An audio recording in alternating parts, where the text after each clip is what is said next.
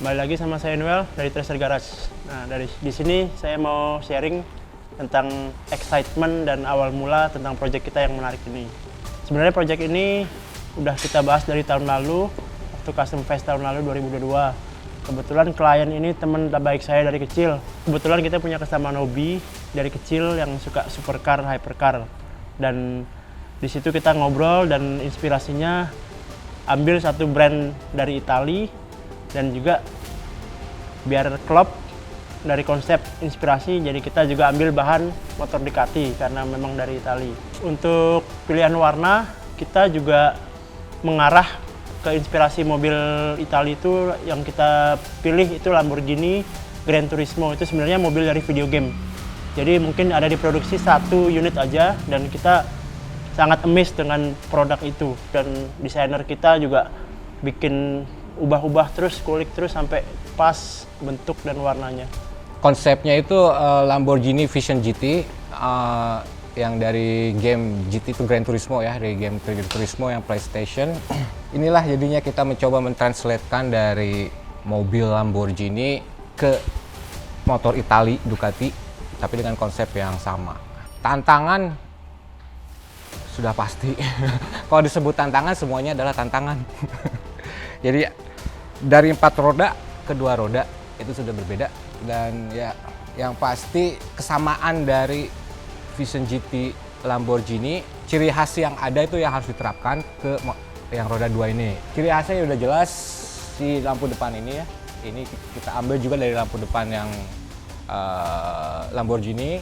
Juga sayap ini ada 3 ini, dan juga nomor 63 ini. Dan yang pasti lekukan dan tajam-tajamnya si Lamborghini ini yang harus ditranslatekan di motor Ducati ini. Sesuatu yang ditambahkan dari konsep asli Vision GT ke motor ini nih yang bagian saya suka. Subframe. Ini subframe ini sebetulnya berbeda sekali dengan yang aslinya Ducati. Yang saya kira ini yang kuat sekali gitu. Dari desainnya, dari strukturnya, maka dari itu ini yang lama. Ini yang lama, proses desainnya lama. Karena Guswi atau builder kan lebih tahu. Maka ketebalan, kekuatan, dan penopang ada di mana, itulah di situ lamanya kita digodok. Udah gitu pemilihan bahan juga.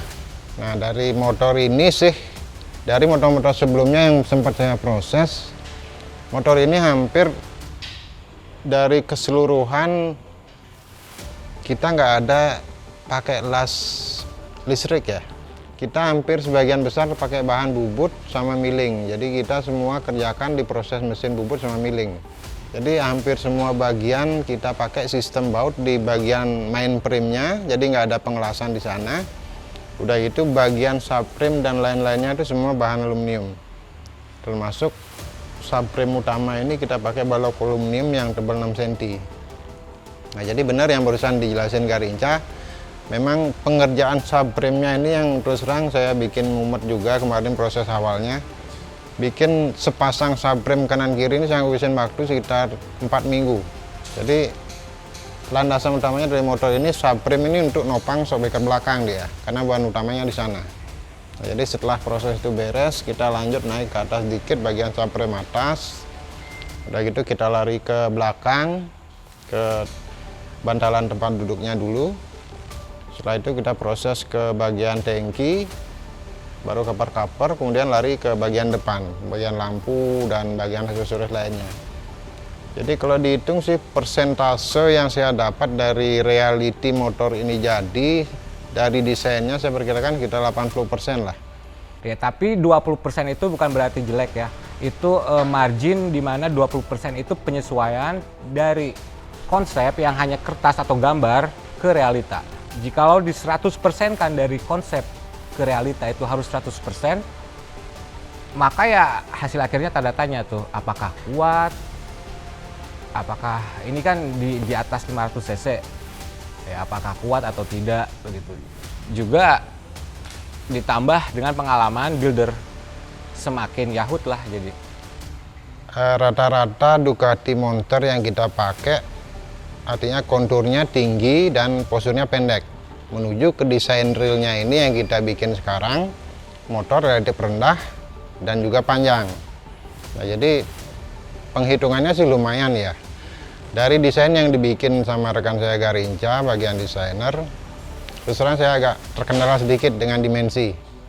Jadi kalau dihitung dari dimensi desainnya, harusnya tinggi motor ini, tinggi joknya itu sekitar 83 cm.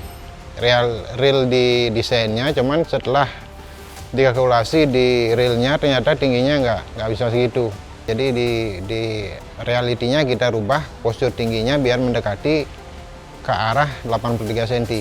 Mungkin dari bagian lain yang percantik, mungkin saya bikin beberapa pernak-pernik yang kecil-kecil, mungkin yang bisa nampilin sesuatu yang beda lah dari custom pada umumnya gitu. Kita mulai ngeluarin ide yang agak nyeleneh, jadi biar nggak terlalu terpaku pada pernak-pernik yang udah dijual di pasaran gitu, karena kita pengennya segala sesuatu yang bisa kita bikin handmade, kita bikin handmade.